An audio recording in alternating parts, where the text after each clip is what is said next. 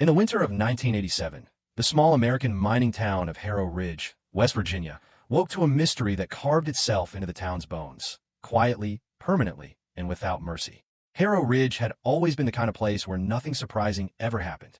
Families rose before dawn, trucks rumbled down frosted roads, and miners prepared for another long day of battling the dark beneath the Appalachian soil. The mine fed the town. It clothed it. It paid its bills. And it demanded silence in return. That silence was broken on the morning of December 14th.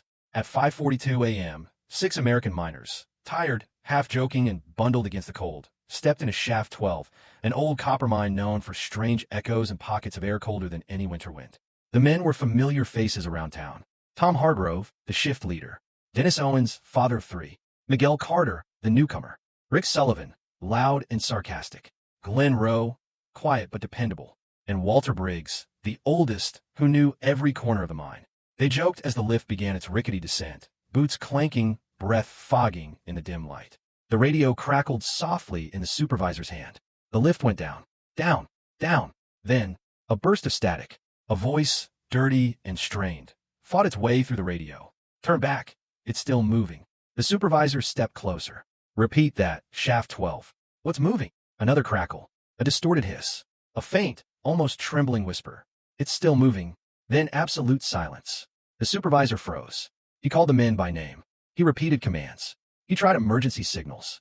Nothing. The lift reached the bottom. When the cage doors opened, it was empty. No miners. No gear. Not even footprints in the dirt. Only the distant sound of what several men later described as breathing. Slow, rhythmic, like something enormous inhaling beneath the earth. The rescue teams arrived within the hour. They brought dogs, lights, thermal scanners, drilling sensors, everything they could drag down the shaft. Men who had worked underground for decades crawled into the cold, cramped tunnels, calling for the 6 missing miners, banging pipes, listening for echoes. For 3 days, they searched. They found no signs of collapse. No broken beams. No debris. No clothing. No scattered tools. Not a single trace of the 6 men. It was as if the ground had opened its jaws and pulled them down into a place that didn't belong to the world of men. Some rescuers claimed they heard muffled knocking inside the walls, like someone trapped behind a rock. Others swore they saw shadows moving, even when no one stood between them and the floodlights. One man quit the team altogether after saying he felt a hand grip his shoulder in the dark. When he turned, no one was there. By the end of the 4th day, the search ended. The mining company called it a tragedy. The U.S. press called it a West Virginia disappearance unlike anything in America's mining records.